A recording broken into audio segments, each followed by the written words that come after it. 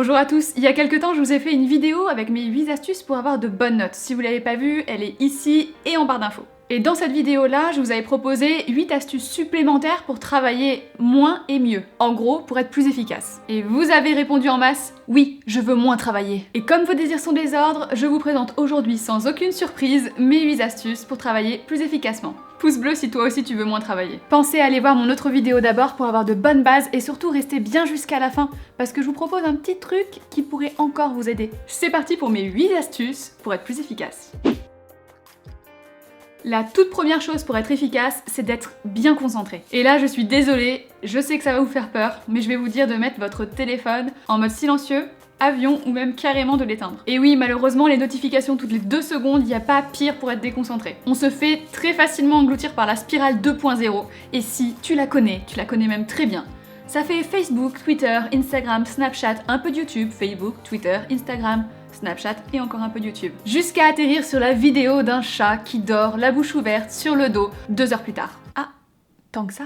Je sais c'est dur, mais si tu veux vraiment finir tes devoirs le plus vite possible, il faut vraiment que tu te débarrasses de toutes les choses qui peuvent te déconcentrer, et notamment de ton téléphone. C'est accessoirement parce que c'est difficile et essentiel que c'est ma première astuce. Voilà pour la première étape. Bon, en même temps, si vous travaillez sur ordinateur, c'est pas complètement fini. La tentation est encore là. Mais pas d'inquiétude, il y a aussi plein de logiciels qui existent pour vous aider. Il y en a qui par exemple bloquent l'accès à certaines pages internet. Par exemple, vous pouvez décider de bloquer Facebook pendant 2 heures. C'est super pratique si jamais vous avez peur de zapper sur autre chose. Parce que comme vous pouvez pas y aller, autant travailler. Il y a beaucoup de personnes qui le savent pas, mais en fait, au cours d'une journée, on n'apprend pas de la même façon. Donc on va essayer autant que possible de faire les choses au meilleur moment de la journée et surtout pas à la dernière minute. En général, on retient beaucoup mieux ce qu'on apprend le matin, parce que en fait, votre concentration, elle est encore au maximum. Donc le week-end, on pense à réserver le samedi et le dimanche matin pour tout ce qui est apprentissage, par exemple de poésie, de théorèmes, de leçons, d'histoire, etc. En début d'après-midi, on en profite pour lire, sortir, voir des potes, regarder une vidéo... Margot ? T'es pas censé nous aider à être plus efficace, à avoir envie de travailler, à faire nos devoirs plus rapidement? Si, mais le truc c'est qu'avec la digestion, juste après manger, c'est mort, vous allez vraiment avoir du mal à vous concentrer, et pire, vous risquez même de somnoler, et franchement, pour l'avoir déjà vécu, rarement, mais quand même, c'est impossible de lutter. Et moi je vous recommande dans ce cas-là de faire un vrai break, de recharger vos batteries et vous repartirez de plus belle. Ensuite, de 15h jusqu'au dîner, on est à nouveau plus actif, donc je vous recommande d'en profiter pour faire tout ce qui est devoir à rendre. Et pour ceux qui aiment bien, vous pouvez aussi ficher vos cours. Et dans tous les cas, je vous recommande de ne pas travailler trop tard, il faut dormir assez pour que le cerveau ait le temps de tout enregistrer. Et ça sera aussi un petit peu moins difficile de vous réveiller le lendemain. Parfois, on a beau avoir éliminé les distractions et travailler au bon moment, on n'y arrive quand même toujours pas. Ça peut être pour pas mal de raisons différentes. Par exemple, vos voisins font beaucoup trop de bruit. Ou au contraire, c'est beaucoup trop calme chez vous et vous avez l'impression d'être le seul au monde à travailler en ce moment.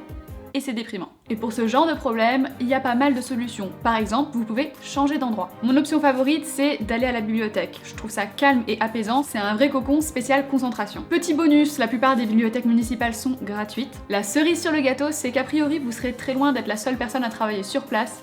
Et ça, c'est plutôt motivant. Une autre solution qui est sympa, c'est d'aller dans un café. Ça, c'est pour ceux qui n'arrivent pas à travailler s'il n'y a pas un peu d'activité autour d'eux. Vous vous sentirez beaucoup moins seul dans une ambiance assez cosy et vivante avec le brouhaha aux alentours. Le petit bonus, c'est qu'en plus, vous pourrez prendre une boisson chaude, par exemple. Bon, je dis ça parce qu'au moment où je tourne cette vidéo, c'est l'automne, donc chocolat chaud, tout ça. Mais évidemment, si tu veux une boisson fraîche, ça marche aussi, hein. Le petit problème avec cette option, c'est que ça peut vite revenir assez cher. L'avantage de ces deux options, bibliothèque et café, c'est qu'une fois sur place, vous n'avez pas grand chose d'autre à faire que de travailler. Et pour ceux qui ne veulent ou ne peuvent pas se lancer dans une de ces deux options-là, il y a la solution rapide et facile. C'est très simple, pour ceux qui recherchent du calme, je vous recommande des boules caisses, et pour ceux qui recherchent un petit peu plus d'activité, de vie autour d'eux, je vous recommande de mettre vos écouteurs, d'écouter soit de la musique, soit Rainy Mood, soit Cofitivity, si je le prononce bien. Ça permet d'avoir une ambiance soit journée d'automne, soit café du coin. Il y a plein d'autres sites qui existent avec des musiques d'ambiance, mais personnellement ce sont mes deux préférés, et en plus, ils ont le bon goût d'être gratuits. Pour être efficace, il faut être organisé. Et si vous n'avez aucune idée de la quantité de travail que vous avez à faire, ça va être compliqué d'être organisé. Donc personnellement, moi ce que je faisais, c'est que je prenais mon agenda et je regardais sur 1 voire 2 semaines à l'avance tout ce que j'avais à faire. Je suis pas du tout en train de dire que j'avais tout fait 2 semaines à l'avance, hein. Je trouve ça juste un petit peu important de savoir que dans 2 semaines, t'as un méga contrôle de la mort qui compte pour 50% de ta moyenne, et pas de t'en apercevoir la veille au soir en tournant la page de ton agenda. Ouais, pour apprendre tout à la dernière minute, bon courage. Bon, une fois que j'ai une idée globale de tout ce que j'ai à l'horizon, je liste tout ce que je dois faire et je les trie par ordre de priorité. Et je commence toujours par la tâche qui va être la plus importante, même si c'est quelque chose que j'aime pas du tout faire ou que je sais que ça va être très long. Pourquoi? Bah tout simplement parce que je sais que c'est urgent et important que je le fasse maintenant.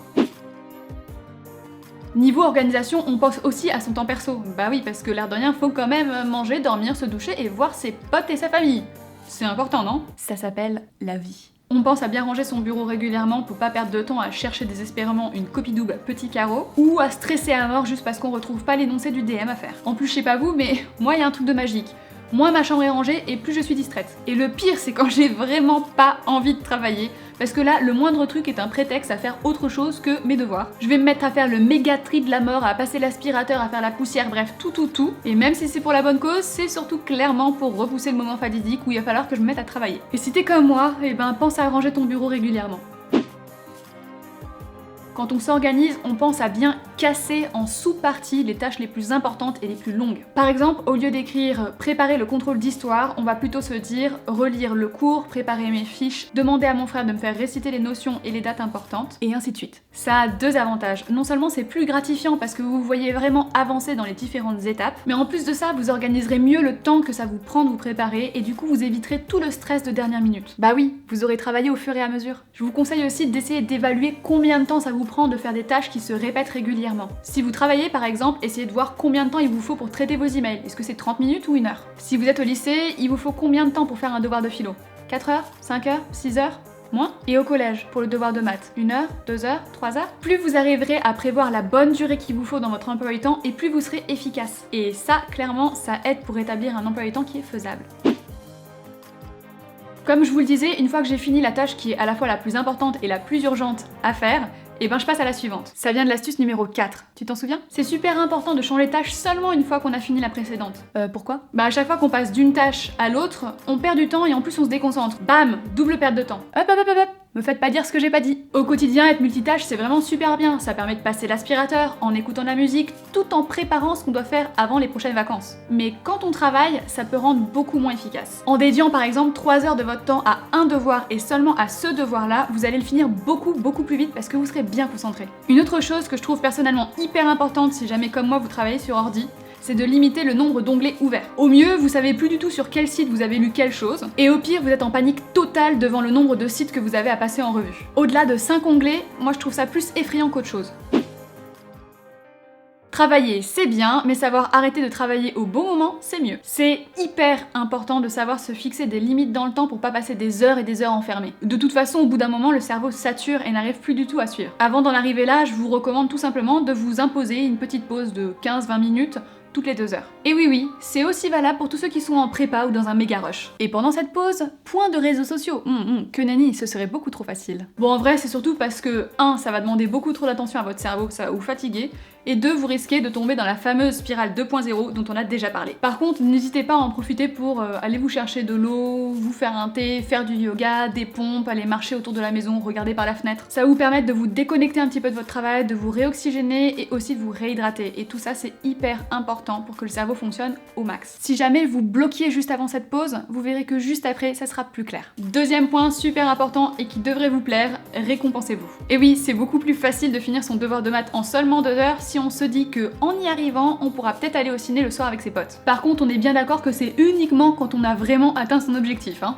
Être organisé, être bien concentré, savoir se séparer des réseaux sociaux, s'oxygéner, se réhydrater, tout ça, ça participe énormément à améliorer son efficacité. Et quand on est plus efficace, on est aussi plus rapide. Donc avec ces 8 astuces que je viens juste de vous donner, vous devriez sérieusement gagner du temps. Vous allez même gagner tellement de temps que vous allez pouvoir faire plus de choses qu'avant. Vous allez par exemple pouvoir reprendre le sport ou apprendre un instrument de musique ou évidemment voir plus souvent vos potes. Comme cette vidéo sera toujours là demain, si t'as besoin de te rafraîchir la mémoire, n'hésite pas. Tu peux même la liker avec un joli petit pouce pour la retrouver plus facilement. Comme je vous l'ai dit dans l'intro de cette vidéo, je me suis dit que vous aviez probablement encore pas mal de questions sur l'école, l'organisation ou le travail. Alors pour vous aider, je vous propose de laisser en commentaire toutes vos questions qui concernent l'école ou le travail de près ou de loin, et je répondrai à vos interrogations dans une prochaine vidéo dédiée. Ça peut être sur les cours, sur comment faire tel devoir, gérer son stress ou l'orientation, et plein d'autres. J'espère vraiment que ça t'a plu et comme d'habitude, tu peux retrouver toutes les sources en barre d'infos. Si tu veux d'autres astuces, c'est par ici, et si tu veux voir ma précédente vidéo, c'est juste là. Pense bien à t'abonner pour ne pas louper la suite. Et moi je vous dis à bientôt avec une nouvelle vidéo.